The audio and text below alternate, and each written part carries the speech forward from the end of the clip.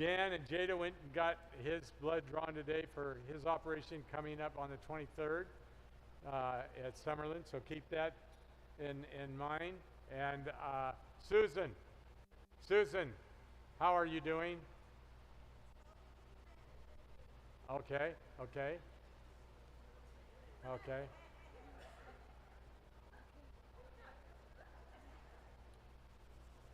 Patty, Patty, I need you to start doing this.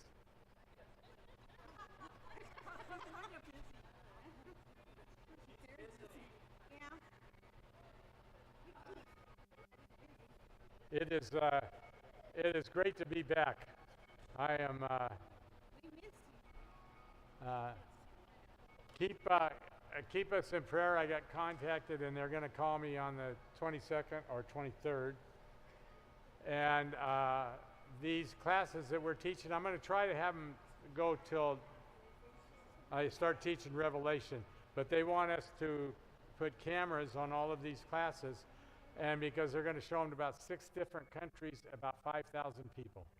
And so if I decide to do it, they'll talk to me on the 22nd or 23rd, and we'll go from there.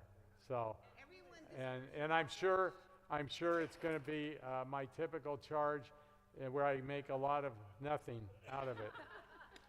So that happens. That happens. It's this missionary company that sends stuff to all these countries, and they're going to contact me. They got my name from someone, and so yeah, well, we'll see, but we'll go from there. And they've got. I'm anxious to see me as I speak. If I turn them down or they turn me down, and that could be, I could be not a good fit for them. But I would be anxious to see me talking in, Chinese or something, Cantonese. So anyway, we'll see what happens. I don't know. It's not a for sure thing, but be praying for me. Okay. Now, let's go through, and it's a good time for us to go through everything, and let's do a review. And in the first chapters we have Daniel deported as a teenager. In the second chapter, Nebuchadnezzar's dream. The third chapter, we have the fiery furnace. And in the fourth chapter, we have Nebuchadnezzar's pride. And we're going to talk about that tonight. And then this will end our time with Babylon. Tonight, we'll end it. And so you can see up here on the next slide, hon, you were handed out one of these things. And we're right here. These are the dreams of the king and stuff that he sets up, and we ended up right there, and then we're going to go to we're going to end up here tonight, and we'll start this next week. The king has a party. That's not the king that we think of. It's not Nebuchadnezzar. It's King Belshazzar, and that'll be the last party he ever has. But it's very interesting. And yeah, you'll want to see that. And then we go after 5. We'll go into the lion's den. That's a quick chapter, but we have to look at some the law of the Medes and the Persians that involves Daniel chapter 6. And then the next slide, we have times and dates that I want you to remember. Well, at least think about 612. Nineveh falls with the alliance of the Babylons and Medes. They went to Nineveh in 612 BC, and it was so tore up that in 323, when Alexander the Great comes down, he can't find Nineveh. And so he had to search around, and eventually they found parts of it.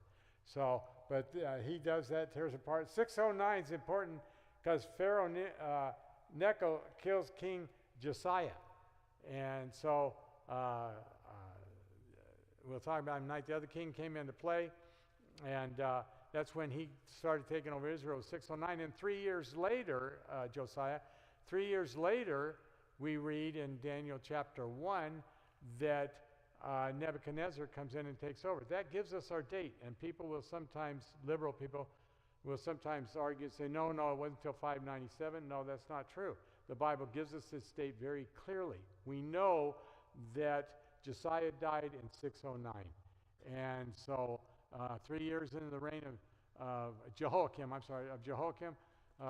3 years into that reign, or Jehoiachin, 3 years into that reign, Nebuchadnezzar came down and took Jerusalem. That makes it 606 right there, where you had the Battle of Carchemish. And after Nebuchadnezzar defeats the Pharaoh, and we read about this in Jeremiah 46, 1 through 6, and after he does that, he goes back down and he takes Jerusalem. And that's just a short trip for him. So it was in 606, the exact date, we believe, was Nisan, N-I-S-A-N, Jewish calendar, the first. And that's going to lead us to a bunch of other dates we're going to find out. In fact, if you take Nisan the first and you take 70 years, they're going to be, how many years were they put into captive? What? Well, okay, and that's why we go over this. They were put in captivity for 430 years. Ezekiel, 430 years. What happened? God let them off after 70 years. God lets them off after 70 years, okay? So you got 360 years left. Leviticus 26, 1926, says that if you, no, it's 26, says that if you don't do, if I let you off a sin and you don't do what I tell you, which they were told to go back and build the temple, and they didn't do a very good job. How you doing, man? Good. How are you? I'm getting there. I'm getting there, man.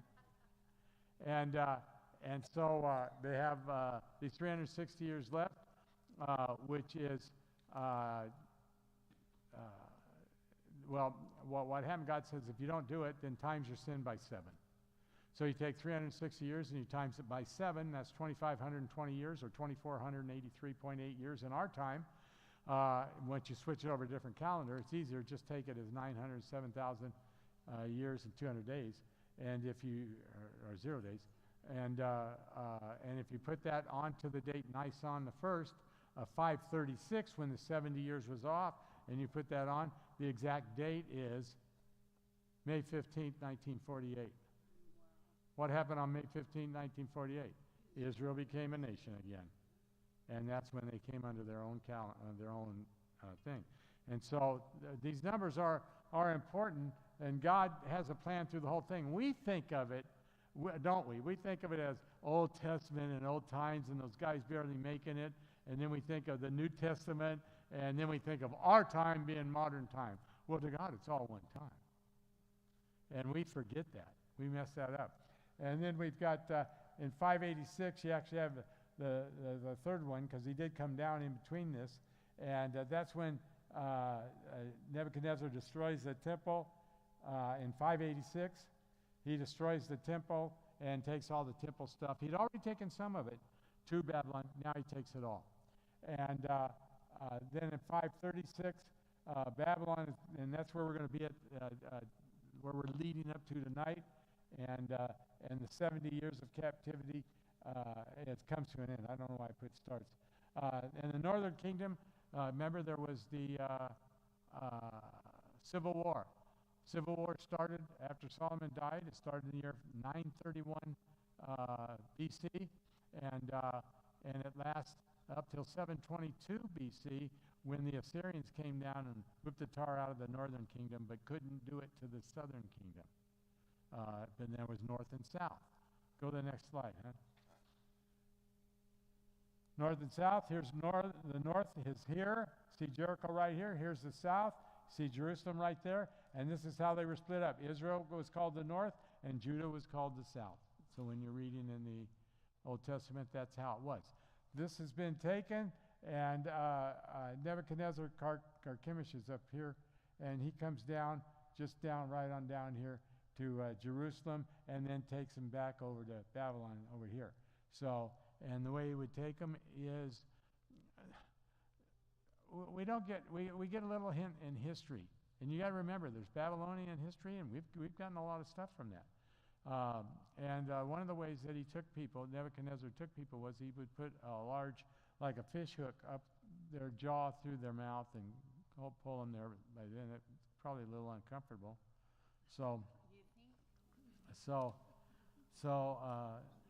Yeah. So anyway, that's what happened. Patty, skip the next one. I don't know why I got it there. Go to the next slide. Babylon captivity, 606. Nebuchadnezzar's dream. This is the book of Daniel. 602. Nebuchadnezzar's image, we're not sure when he has that dream. And Nebuchadnezzar's pride. We know, and I'll explain this when we're teaching this, we know that that was prior to 562 BC. Why do we know that? Because he died then. So, and what we have is interesting, and I'll share more with you later, but what we have is the 7 years that we're going to talk about with him had to happen between 572 and 562. So and I'll explain how come we have to know that, or we know that. Then you got they fall to the Medes of the Persians, 536 BC. Daniel in the lion's den, probably 536 BC too. The vision of the four beasts, we put back to 556. The ram and the he-goat vision, 554. And there's certain things that come into that. I hope you all can hear me. And is it hot in here to you guys? Don't turn it off, Mark. They said not to. So I'll just yell. Just turn me up. You know. And the vision of the 70 weeks, most scholars put it at 536 BC, and I'll explain that when we get there. That's chapter 9, and we will spend a lot of time on that.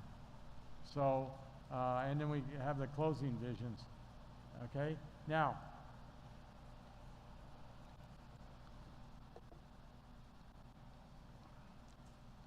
in chapter 2 of Daniel, Nebuchadnezzar has a dream, and this dream affects all of us. And there's no way that you can get around it. How long it takes and why we're in this period where I'm hearing an echo, Mark. You might have to turn me down a little bit.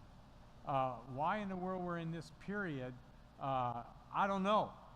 I do know Jesus said that he didn't know, at least while he was here on earth. And we'll get into that in the book of Revelation, how that takes when we get that. But go to the next one, hon. But in his dream, he has this dream of this big guy, and then Daniel takes and he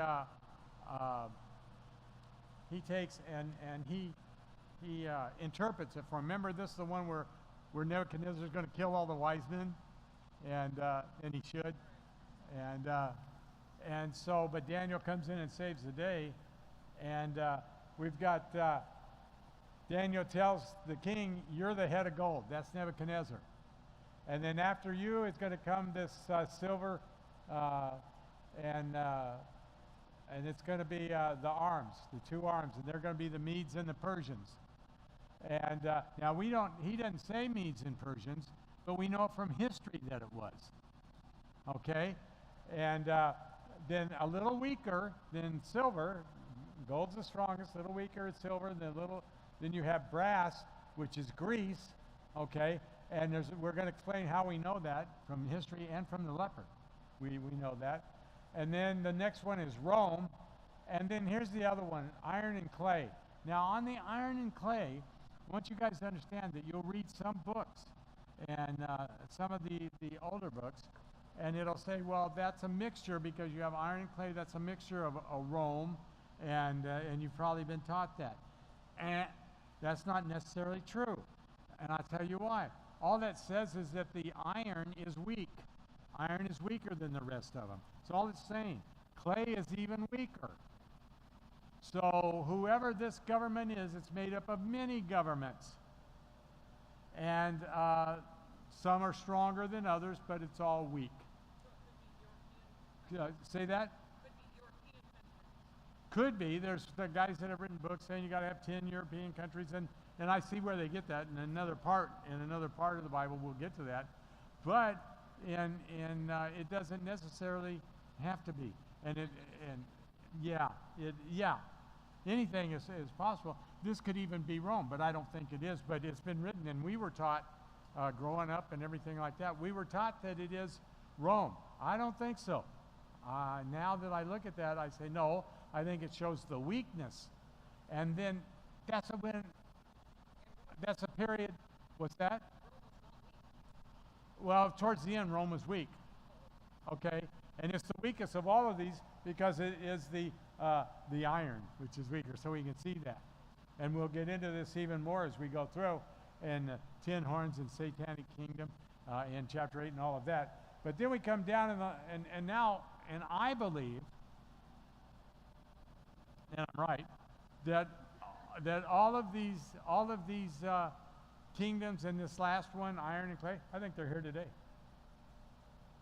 Because we haven't seen any other come, and that's the next one to come. So I believe they're here today. So what's the next one after that? The rock of Nebuchadnezzar's dream, the rock that comes and smashes everything and runs all the kingdoms and is an everlasting kingdom. And we know that everlasting kingdom is Christ. So where we're at right now, I think, is right here, okay, getting ready to go to there. And that's where the 10 comes from, by the way, and in chapter 7.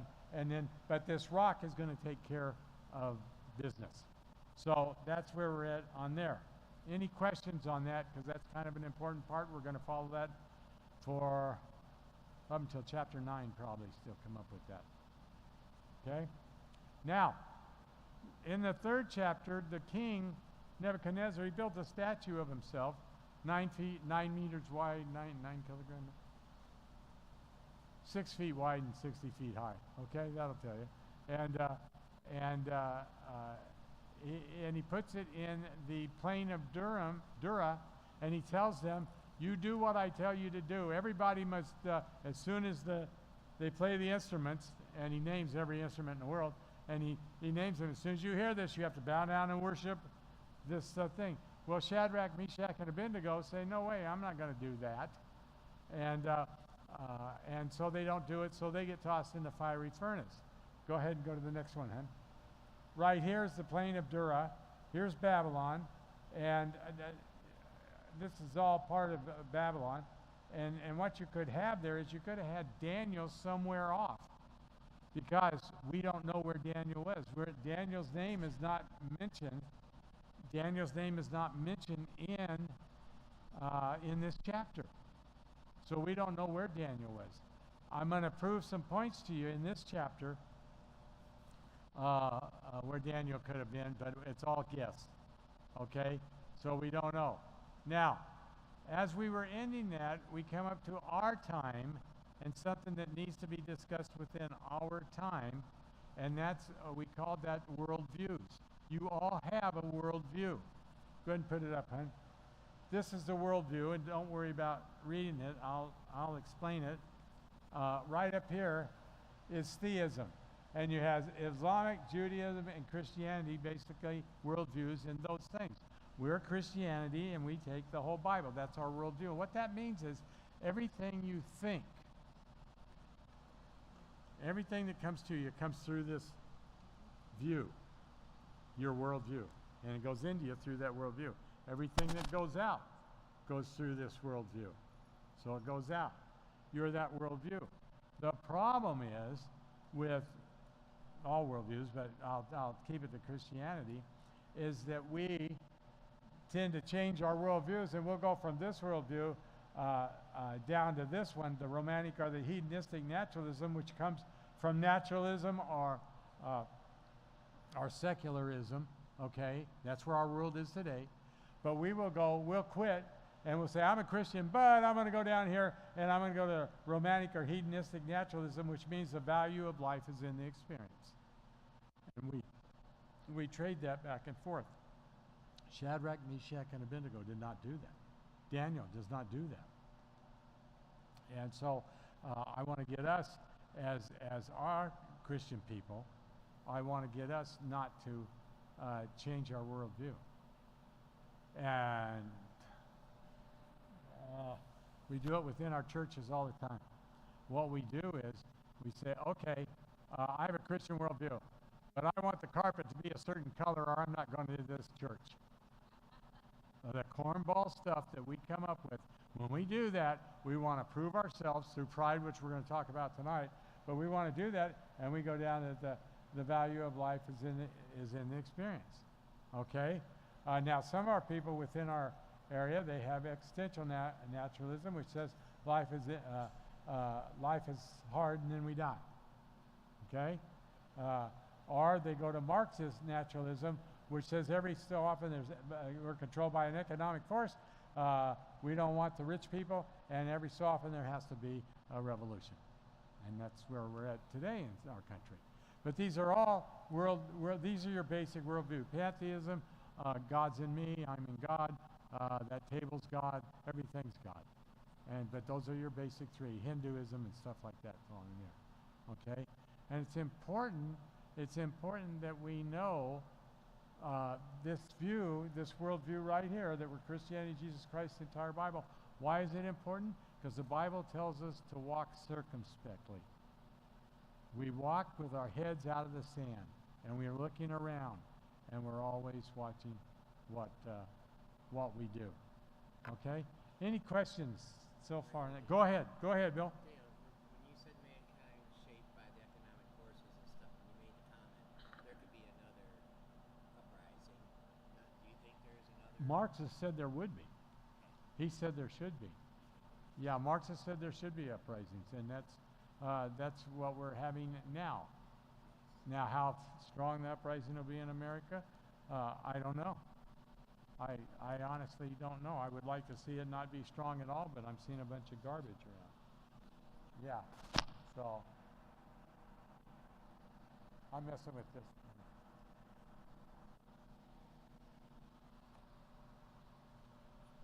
So we see that within our nation today, and it's been in Europe for about the past 20 years, and so they're dealing with it. And the sad thing is, wherever Europe goes, America follows.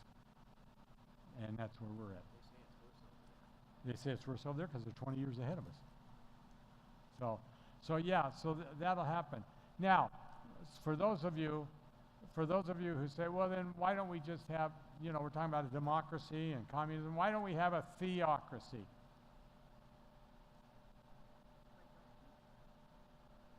Well, I'm going to ask the question, why don't we have a theocracy then? Or a dictatorship, like they had with Nebuchadnezzar. Why doesn't God put in a theocracy? And here's the reason. The final theocracy is when that stone hits the governments. It was always meant to be government, never meant to be the church. When we had close to a theocracy here within the world, starting in about 500-600 AD to about 1500 AD, it threw us into the Dark Ages. When the church was in charge, it wasn't good. Theocracies are not good. Ask Iran. Theirs is a theocratic government, even though we don't believe in that, their crazy God. But you see what theocracy does. It's not good. If you voted me in as president, and with my beliefs, okay, it would take me about 2 days before I came up with new rules that aren't necessarily scriptural. Okay? One of my rules would be nobody dances. Yeah, nobody dances. Well, then what are you going to do with the people in the Baptist church that sing the song and stamp their foot? Are they dancing?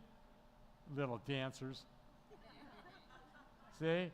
And because I'm theocracy, I always want to add to that. Where did we get that from? We got that from Eve. Eve was the first one to add stuff to the scripture. You remember? Satan said, did God say you should not touch that tree? And she said we shouldn't, or should not eat from the tree. And she said we shouldn't eat from it, nor should we touch it. God never said not to touch it. And so you have this thing attitude, well, we're not to add stuff to that. And we've done it within our church, and we've hurt some people by that. I have, what's that? Well, all cults have rules, extra biblical rules, okay, and they have they all do other things, okay. So So that's the way it is. So any questions on that? Okay. First of all, I want to show you real quick, and that's the kings of Babylon. We start with Nabopolassar from 626 to 605, and that was, did you get that up there? Good, huh? And I've got the dates the same, yeah, from 626 to 605 BC. And he was the founder of the Babylonian Empire, and he allied with the Medes and the Persians to destroy Assyria, which destroyed Nineveh, which was the capital of Assyria, and they overtook Assyria. And so he whipped the tar out of them. After that, he went back home, and Nebuchadnezzar was running some stuff, and was a great general. Well, Nebuchadnezzar was his son, and Nabopolassar dies in 605. So Nebuchadnezzar runs home and takes care of business there. But he was the king from 605 to 562. Now, Amil Marduk, from 562 to 560, and he's known in the Bible as Evil Merodach. They got two names, and that's common to have in the Bible, a different name, different country. He was the guy that released the Judean king Jehoiachin from prison, and then he died, and in 560, Nergal-Shazzar took over, and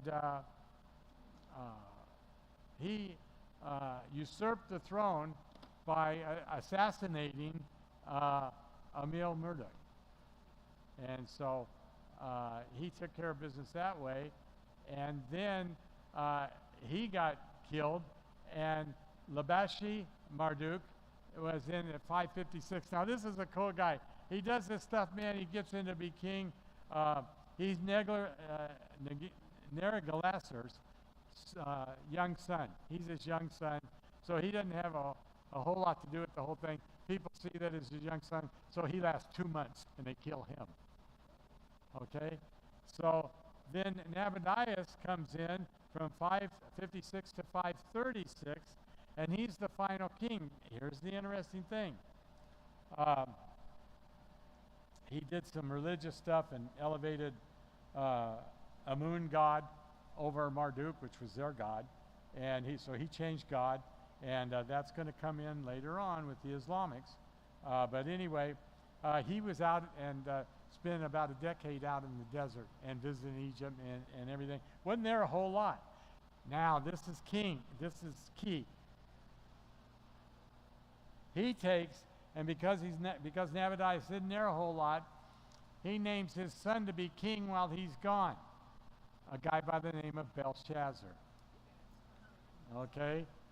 So in chapter 5, when we read that, and Belshazzar comes along, and you know the handwriting on the wall, that's where we get that term. We're going to get it in Daniel chapter 5, and in the handwriting on the wall. And Belshazzar says, if anybody can tell me what that means, I'll make him the third ruler of the kingdom.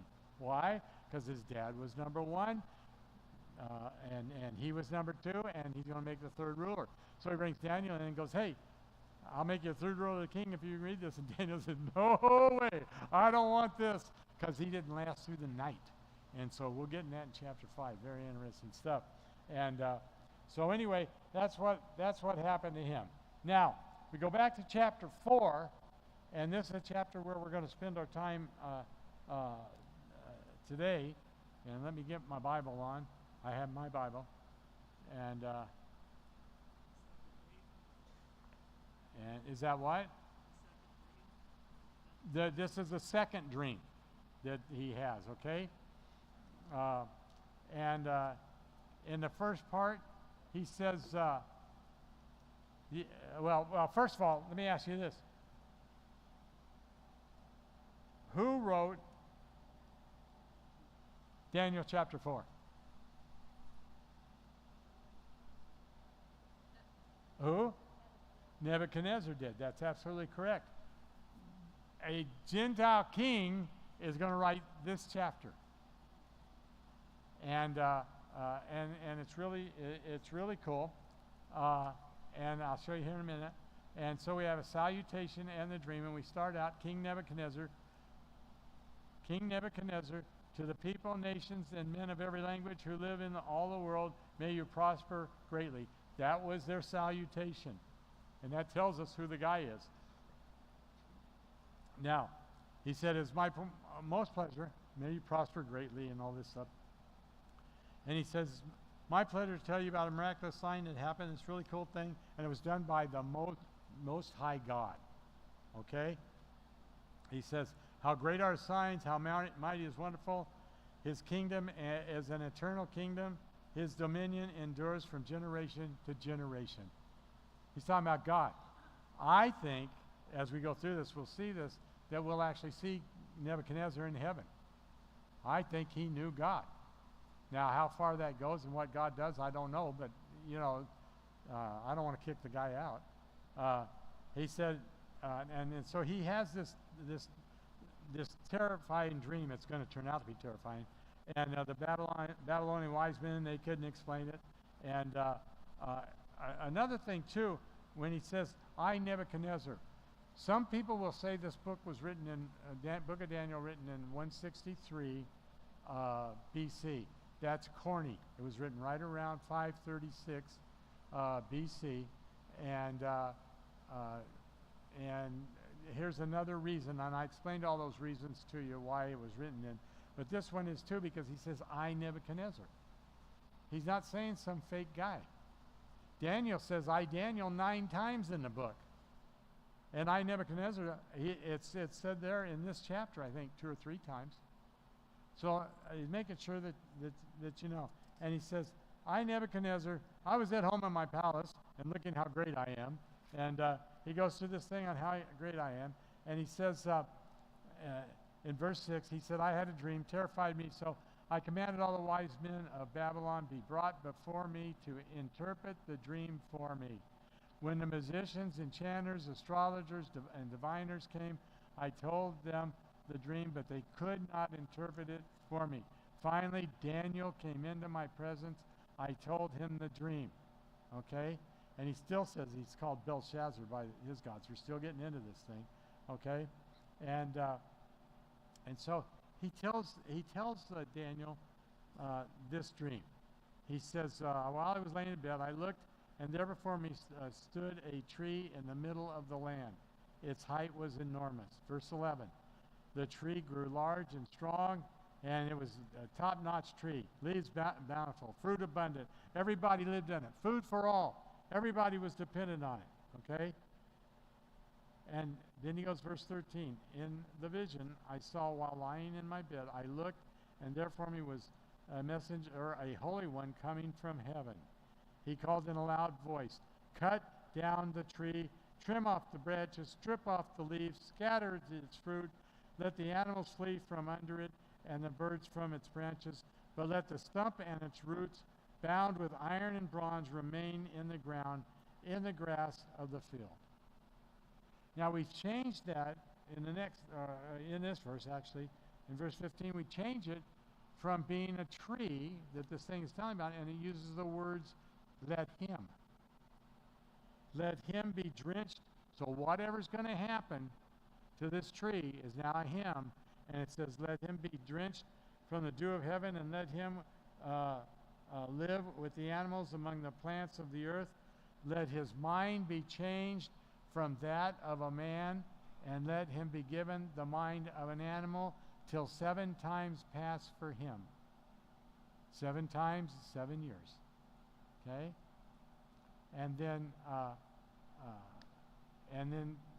verse 17, at the end it says, so let every living thing know that the Most High is sovereign over the kingdoms of men, and gives them to anyone he wishes, and sets over them the lowliest of men. So he's going to take care of this. Okay? That's the dream. The dream is you got this tree. It feeds everything. Everybody's under the tree. All is wonderful. The tree gets cut down. All the animals, everybody has to go somewhere else to eat, somewhere else to live. The stump is left, so the roots are left. And there's a iron and brass thing put around it. And so that's it. So this is the dream he tells Daniel. He says in 18, this is the dream that I, King Nebuchadnezzar, had. Now, Belteshazzar, he calls him, that's Daniel. Tell me what it means, for none of the wise men in my kingdom can interpret it for me, but you can, because the Spirit of the holy gods is in you. Finally, he gets Daniel in there and he says, hey, none of these guys can do it, but I know you can. So he's starting to wise up a little bit. And it says, and then this is what's interesting, and it's starting to show what I'm going to show you is the friendship between these two. Then Daniel was greatly perplexed for a time, and his thoughts terrified him. So the king said, Belshazzar, do not let the dream or its meaning alarm you. And Daniel answered and said, my lord, the dream applied to your enemies. If only the dream applied to your enemies, and its meaning to your adversaries. The tree you saw, which grew large and strong, which its top touching the sky, visible to the whole earth, with beautiful leaves and abundant fruit, providing food for all, giving shelter to all the beasts of the field, having the nesting place in its branches for all the birds in the air. You, O king, are that tree. Well, that sounds good to start off with, but it goes on. You become great and strong, and you're really cool. Okay? So he goes, okay, that's cool. And he says, 23, you, O king, saw a message of the Holy One coming down, and everything got cut down, and so it's good. And then it says, let him live like wild animals until 7 times pass. You, O king, are that tree. So he's been told that's tree. 7 times will pass, and you'll acknowledge, until you acknowledge the Most High is sovereign over the kingdoms of men and gives them to anyone he wishes. So here's a synopsis of what we talked about. The king has a vision of a great tree. This is what Daniel tells him. In the dream, the king sees a magnificent tree in the center of the earth. It grows so tall that the top branches touches the sky. It makes everything visible. It has lush foliage and abundant fruit, providing fruit for all. It provides shelter and protection. He does all that. Then the watcher comes down. And he destroys the tree, chops it down, binds up the stump. And then they shift to the human subject, and the human subject is, let him be drenched with the dew of heaven, and let him live with the animals. Let his mind be changed, that of a man, and let him be given the mind of an animal till 7 times pass. And that's when he's going to declare who God is. So the tree obviously is Nebuchadnezzar, and the tree is Nebuchadnezzar. The chopping down of the tree is judgment. So we can see that happening. And here's the thing. The bounding of the tree, you lose that if you don't watch this close, because they would use these metal bands for this. That's mercy. So what happens is Nebuchadnezzar is down by judgment, and he has mercy. And he Daniel tries, he pleads with the king, don't do this, change your ways. Help the oppressed and show mercy and do all this. And I'm sure the king thought about it, but 12 months later, this is what Nebuchadnezzar says, and it's so cool. He says, verse 28, all this happened to King Nebuchadnezzar. 12 months later, as the king was walking on the roof of the royal palace of Babylon, he said, is not this the great Babylon I have built, and the royal residence by my mighty power and for the glory of my majesty? Is that cool? The words were still on his lips when a voice came from heaven. This is what I decreed for you, King Nebuchadnezzar. Your royal authority has been taken from you. And for 7 years, he turns into an animal. Dennis, do you have a question? Dennis, do you have a question? Do you know where we're at? I want to make sure. Oh, okay. I just didn't know. Okay, that's fine. That's fine. and anyway, what this goes to is your royal authority has been taken from you. What did we learn in Daniel chapter 2, verse 21? He changes times and seasons. He sets up kings and deposes them. And so he does this. God does this, and he's showing Nebuchadnezzar that. And he says, you'll be driven away from people and will live like wild animals and eat grass with cattle. 7 times will pass till you acknowledge that the Most High is the sovereign over kingdoms of men and gives to anyone he wishes. And so his body was drenched with the dew of heaven until his hair grew like the feathers of an eagle and his nails like the claws of a bird. Okay? And then finally, in verse 34, at the end of that time, Nebuchadnezzar says this, I, Nebuchadnezzar again, verse 34, raised my eyes towards heaven, and my sanity was restored. Then I praised the Most High, I honored and glorified him who lives forever. I got things right with God, is what he's saying, okay? And then he goes on to his dominion being eternal dominion, and he does all that. And he says in verse 37, now I, Nebuchadnezzar, praise and exalt and glorify the King of heaven. Okay? Now, that's the chapter 4. We have the years of his madness. And you remember I said that they would be, he died in early October, 562 BC. That's when Nebuchadnezzar dies.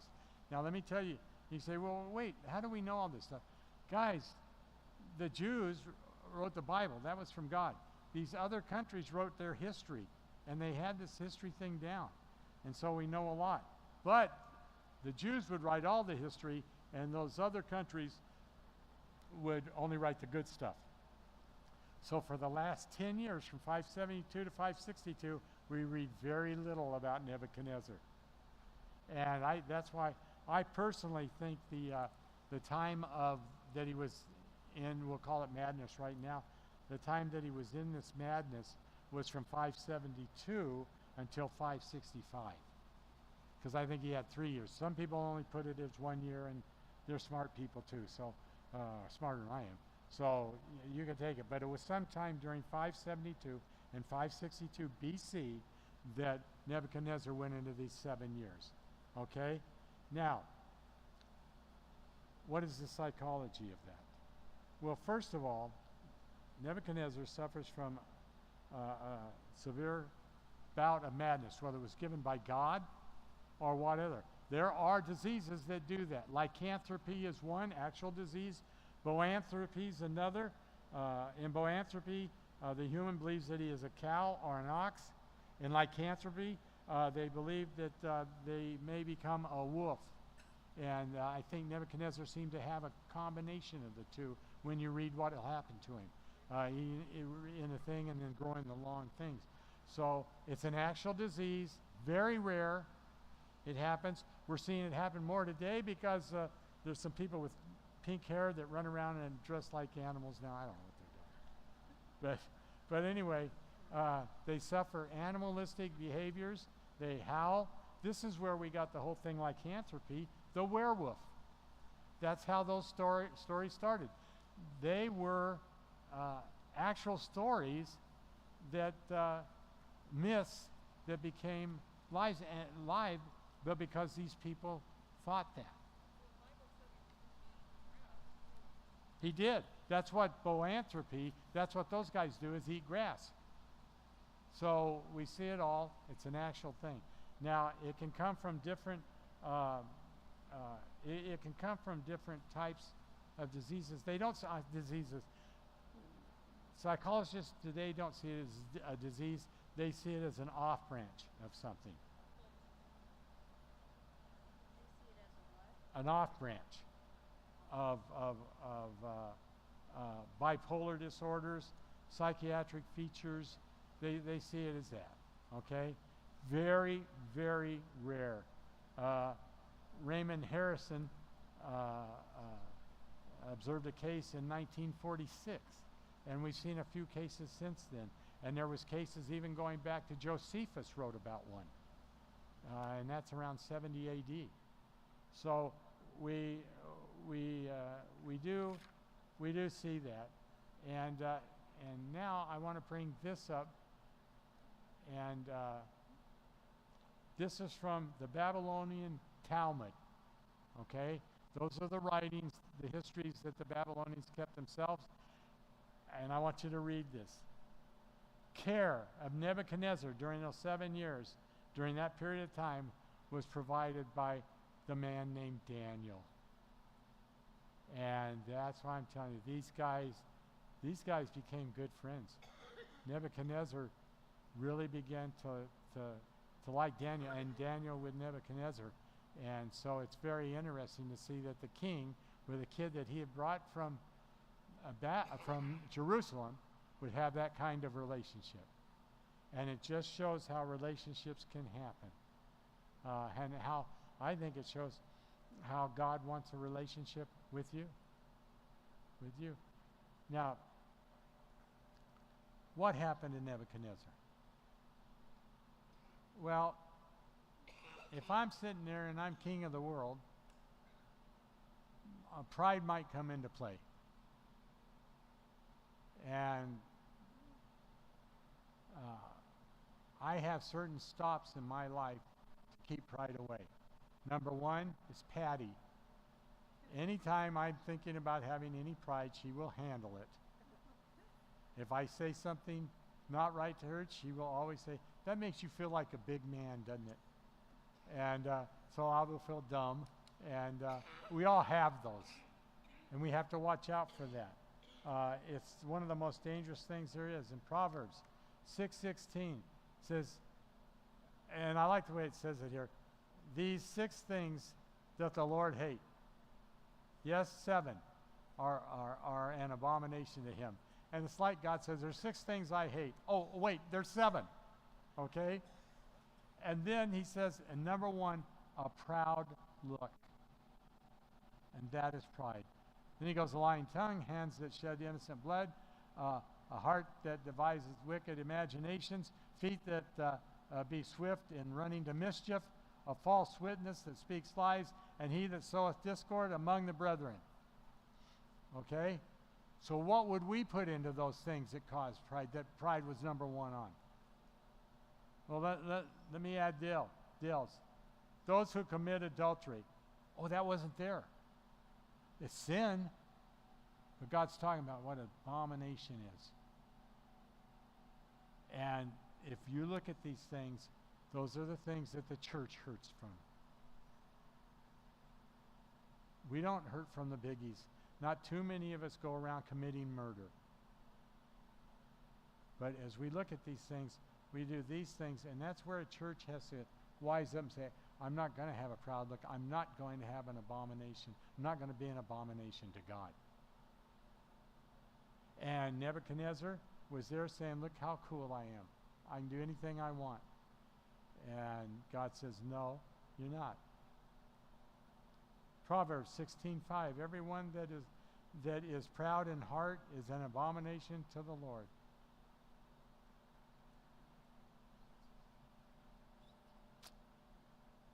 Proverbs 26:12, pride goeth before destruction, and a haughty spirit before a fall.